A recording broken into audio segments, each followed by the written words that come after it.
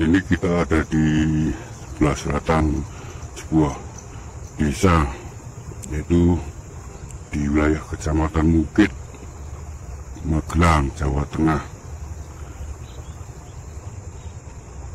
Desa ini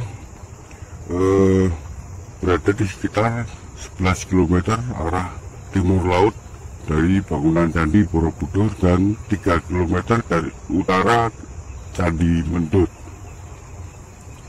Pada abad ke-8, desa ini disebut sebagai Wanua Sri Tamwiku. Nah, sekarang teretimologi menjadi nama dusun Sri Kuwit. Lokasi dusun Sri Kuwit ada di depan sana. Lalu kenapa saya rata-rata mayoritas isi dari channel ini membahas masalah Sri Tamwiku terus? Karena saya domisili di Sri Tamwiku. Nah, pada abad ke-8 kan sudah jelas sebagai sebuah wilayah Sri Tamwiku yang merupakan dibuat sebagai kompleks Candi Hindu Siwa dan diresmikan oleh Rakyat Kayuwangi pada 19 Februari 881. Di kepala desa pada masa itu disebut namanya Pamegatswang atau singkatnya Pamegatswang. Hal ini diketahui dari penemuan 2 liga bertulis yang ada di sana itu, di bawah pohon randu itu. Nah, tertulis masalah kronologi wilayah. Kenapa wilayah ini dipilih sebagai sebuah kompleks candi Hindu? Karena Wanua Sri Tamwiku memiliki banyak mata air.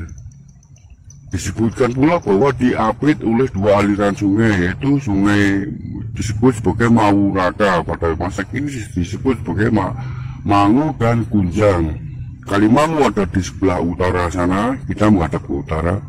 Lalu kali Kunjang ada di sebelah selatan, yang masih menjadi misteri bagi saya.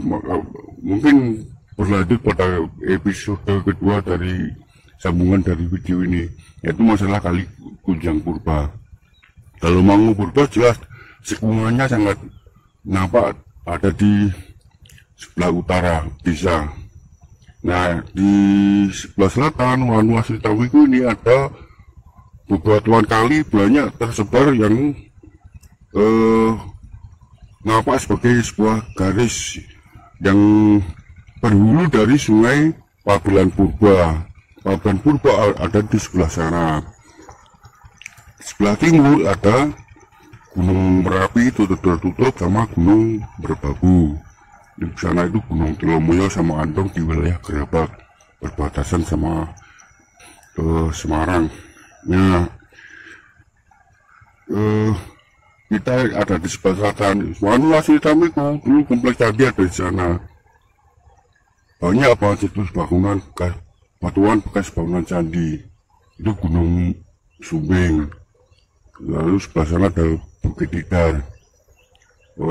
Candi Borobudur ada di sana di timur laut, di barat daya, itu di dekat Menoreh itu, Bukit Menoreh.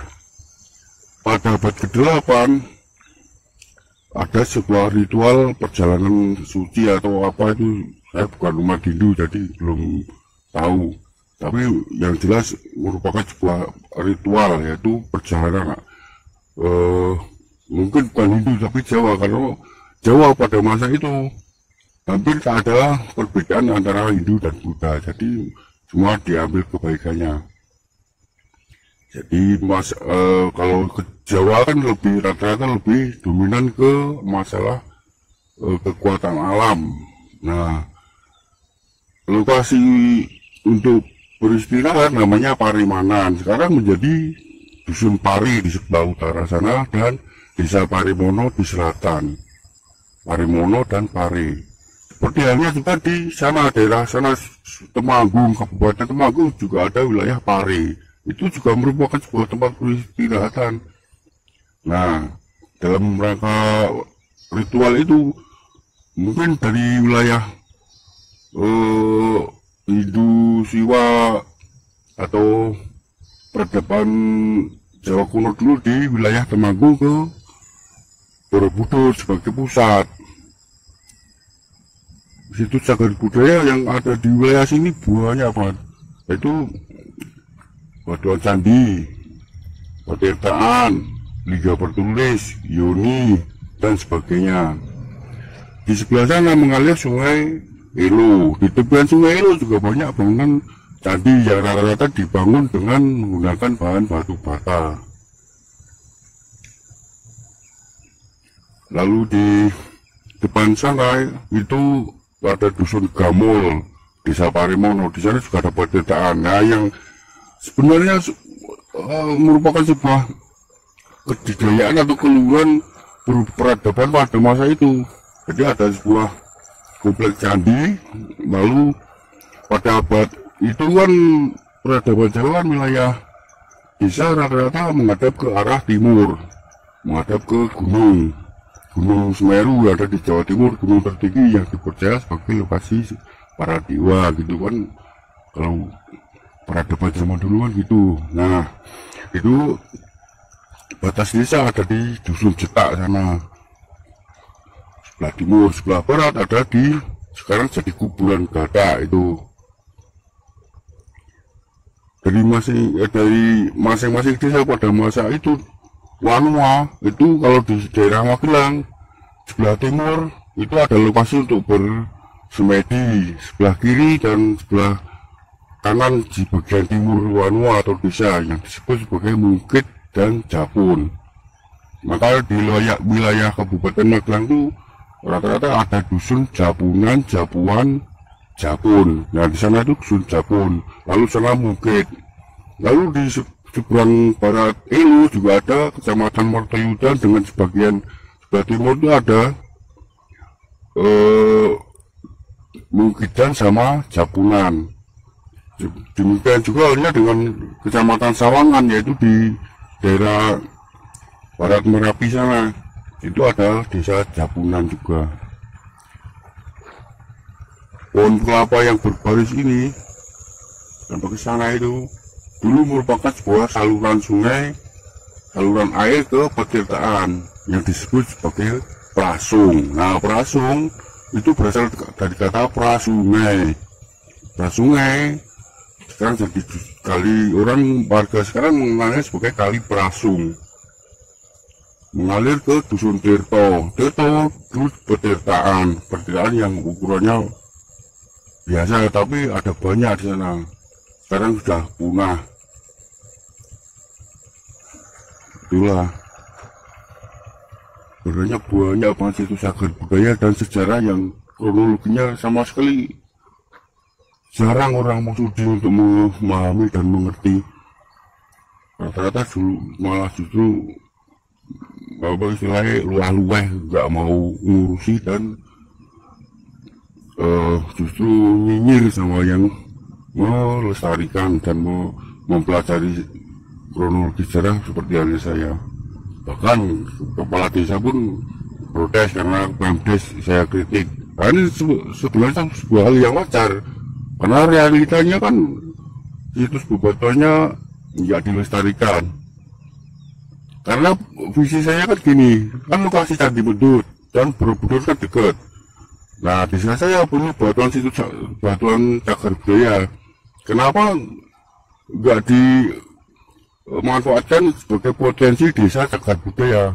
Dan lebih anehnya lagi, kenapa pihak kabupaten dalam webnya itu kan saya melihat itu daftar benda-benda cagar budaya di desa Kabupaten Magelang. Rata-rata disebutkan, bahkan Tirto juga Parimono ada, kan dekat. Kenapa justru desa ini nggak ada? Padahal lebih banyak. Ada bekas kompleks candi dan ada prasasti, ada Liga, Yoni dan sebagainya. Tapi kenapa sama sekali nggak disebutkan? Itulah semua nunggu kebijakan dari kepala desa sama pihak kabupaten aja.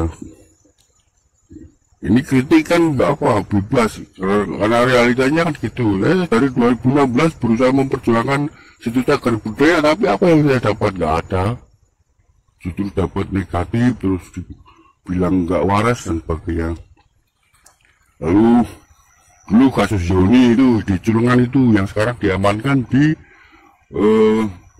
depan kantor dinas itu Dikbud. Kenapa nggak ada jujur tindakannya yang diambil salah? Dulu kan saya pertama kali melaporkan ke pihak BPJB Jawa Tengah atas permintaan dari yang punya lahan, yaitu bekas guru SMP saya, Bu Sri namanya. Nah, ada orang-orang komunitas yang saya beritahu. Lalu kenapa mereka juga lalu menggali situs cagar budaya itu tanpa izin dari pihak BPJB Jawa Tengah? Itu sebuah pelanggaran undang-undang cagar budaya. Dan kenapa juga nggak disebutkan bahwa saya setelah melaporkan hal itu sejak 2017